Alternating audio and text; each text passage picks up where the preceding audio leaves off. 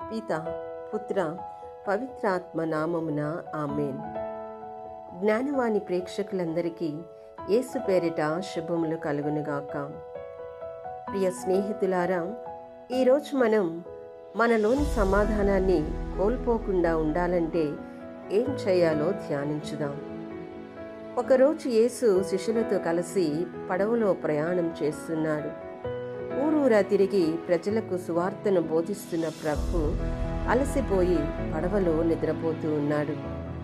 అలా ప్రయాణిస్తున్న తరుణంలో అకస్మాత్తుగా పెద్ద తుఫాను మొదలైంది. ఆ తుఫాను అలల దాడికి పడవ మునిగిపోతుందేమో అని కంగారు పడిన శిష్యులు తాము చనిపోతామన్న భయంతో పరుగు పరుగున నిద్రపోతున్న యేసు వద్దకు వచ్చి, గురువా, తమకు ఏమాత్రమో విచారం లేనట్లున్నది, మేము చనిపోవచ్చున్నాము అని మొరపెట్టుకున్నారు.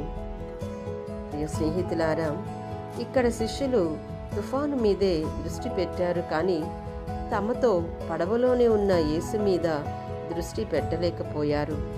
కాబట్టి వారు భయాందోళనకు లోనై తమ సమాధానాన్ని, శాంతిని కోల్పోయారు.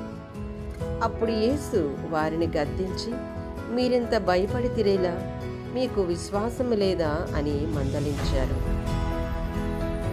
మన జీవితంలో కూడా జరుగుతున్నది ఇదే. ప్రియ దేవుని ప్రజలారా, మనకు సమస్యలు వచ్చినప్పుడు ఆ సమస్య మీదే దృష్టి ఉంచుతాము, కానీ ఆ సమస్యలో కూడా మనతో ఉన్న యేసు మీద విశ్వాసము ఉంచము.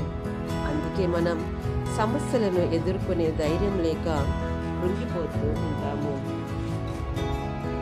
ఇలాంటి సందర్భంలోనే మనము పునీత పౌలు గారు ఫిలిప్పీలకు రాసిన లేఖ 4వ అధ్యాయం 6-7 వచనాలను గుర్తుంచుకోవాలి.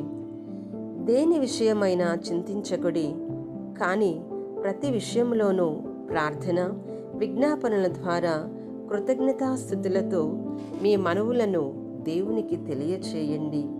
మానవ అవగాహనకు అతీతమైన దేవుని శాంతి మీ హృదయాలను, మనస్సులను యేసుక్రీస్తునందు భద్రంగా ఉంచును అని పౌలు గారు మనందరికీ ధైర్యాన్ని ఇస్తున్నాడు. ప్రియ స్నేహితులారా, ఈ లోకం ఇచ్చే సమాధానం బాహ్య పరిస్థితుల మీద ఆధారపడి ఉంటుందని మనం గుర్తించాలి. కుటుంబ భద్రత, మంచి ఆరోగ్యం, ఆర్థిక స్థిరత్వం, ఇతరుల ఆమోదం అన్నీ చక్కగా ఉన్నప్పుడు మనం ఆనందంగా, సమాధానంతో ఉంటాం. అయితే వీటిలో ఏ ఒక్కటి లోపించినా మన సమాధానం ఆవిరి అవుతుంది.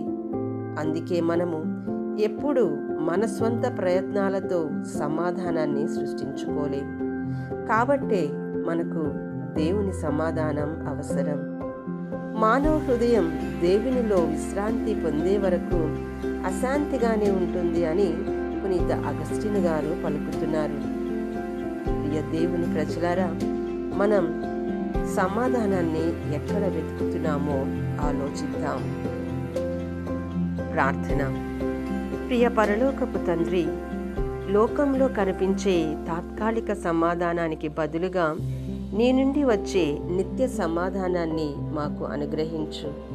ప్రభు, మా హృదయాలు ఆందోళనతో నిండినప్పుడు నీ సన్నిధిలో విశ్రాంతి పొందే కృపను ప్రసాదించు. నిరాశ, నిస్పృహల మధ్యలో కూడా నీ సమాధానంతో నిలకడగా ఉండే శక్తిని దయచేయమని ప్రార్థిస్తున్నాము తండ్రి. ఆమెన్.